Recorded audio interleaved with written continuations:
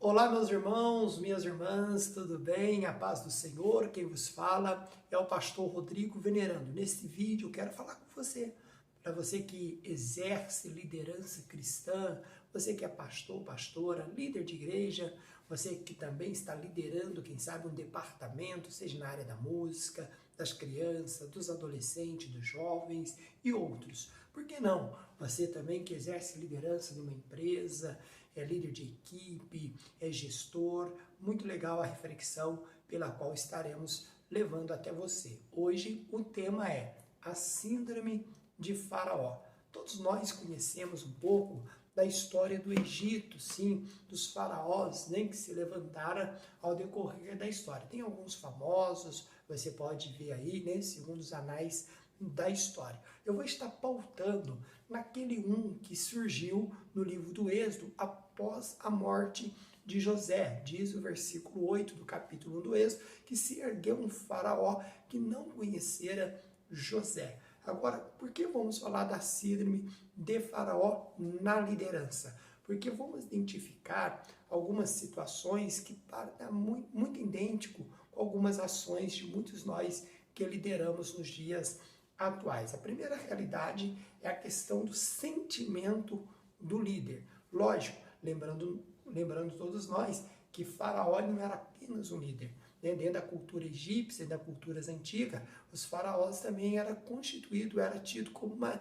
divindade, como um deus. Então, o primeiro sentimento, a primeira síndrome que eu vejo que está embutido em muitos líderes é aquele sentimento de ser servido, até ao contrário do sentimento cristão, né, que Jesus fala que não veio para ser servido, mas para servir. Muitos líderes, ele prefere seguir o exemplo de Faraó do que o exemplo de Cristo, que é aquele sentimento que ele veio para ser servido. Ele foi constituído para ser servido. Mas isso não pauta apenas nesse ato, mas também pauta em questões de opiniões. Líderes que têm dificuldade com opiniões diferentes da sua. Líderes que não sabem ouvir, ou até escutam, mas não ouvem, né? Líderes que acham que a sua opinião deve ser soberana. Então, esse tipo de atitude reflete a síndrome também de Faraó numa liderança. Voltando-nos para o livro do Êxodo, no capítulo 1, nós vamos observar ali uma situação muito interessante, que o povo hebreu estava ali como escravo e eles já tinham multiplicado. O texto diz que eles tinham povoado a região do Egito. Então, e eles não somente estavam multiplicando, como também se fortalecendo. Agora, fica uma observação. O povo hebreu estando na terra do Egito, agora escravo pós morte de José, eles também estavam servindo para o desenvolvimento do Egito. Vou repetir, eles estavam servindo para o desenvolvimento no Egito. O que Faraó tinha que fazer,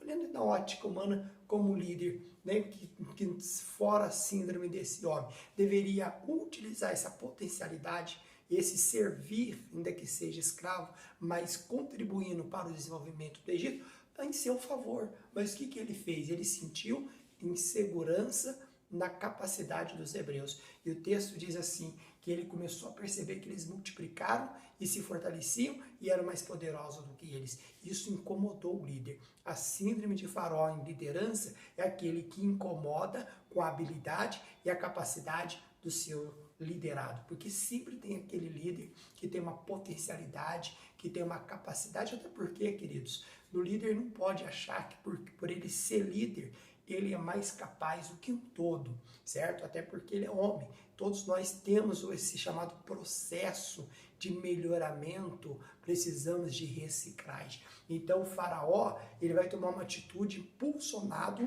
pelo medo de perder a posição, certo? Ele está vendo aqueles hebreus, a capacidade deles e a incapacidade dele próprio. Então tem muito líder que às vezes ele depara com a sua incapacidade, com a sua insegurança e quer frear, quer impedir o crescimento daqueles a quais ele lidera. Isso também é uma ideia de síndrome de Faraó. Uma outra questão é empurrar ofício, empurrar cargo, empurrar trabalho excessivamente. Tem muitos líderes que sufocam os seus liderados. Há muitos trabalho, há muito exercício, muitas atividades, sem tempo para respirar. Com o decorrer da caminhada, esse liderado que começa a servir, que tem potencialidade, que tem capacidade, ele começa a se sentir acuado, ele começa a sentir-se desgastado.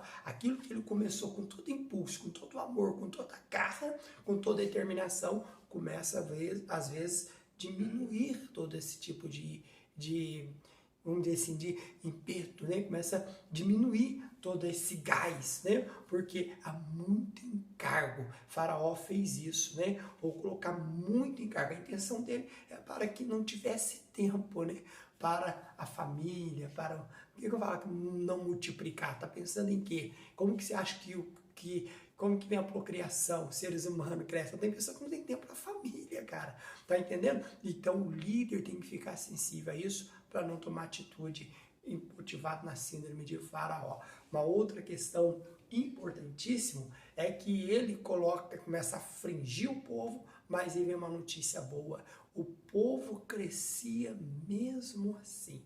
O povo se fortalecia mesmo assim. Então, por quê? Porque a capacidade estava no povo.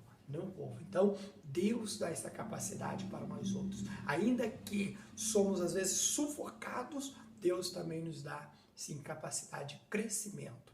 Ok? Agora, observa uma outra questão para nós encerrarmos esta breve reflexão, certo? O texto diz assim, que Faraó os afligia, certo? Por que Faraó os afligia?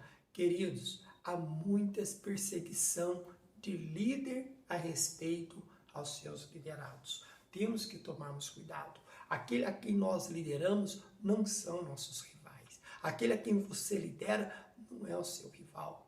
Tenta extrair o melhor dele para o bem da tua instituição, para o bem da tua empresa, para o bem do teu departamento, para o bem da igreja que está sob a sua responsabilidade. Não trate uma pessoa porque ele é capaz, ele está se destacando, por medo que amanhã ele cresça e abra uma concorrente com você, né? Faraó estava assim, não, eles não deixar, é lógico, voltando para o texto bíblico, eles iam deixar mesmo, porque era promessa. Deixa eu dar uma arrumada aqui, né? Porque você vai estar assistindo e vai falar, nossa, está meio desarrumado, ok?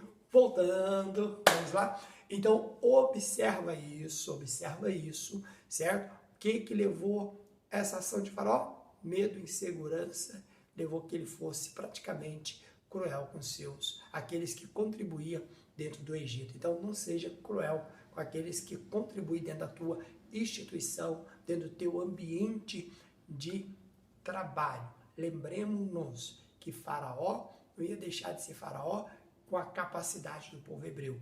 Você vai deixar de ser líder porque tem pessoas capazes trabalhando aí sob a sua liderança. Tenhamos sensibilidade. Agora eu quero encerrar, eu lembrei de uma coisa que eu não posso deixar de falar.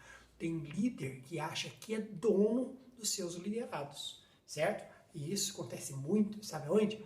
No ministério. Pastor que quer segurar os seus obreiros, seus membros, como propriedade, que é o oposto que a Bíblia ensina, né?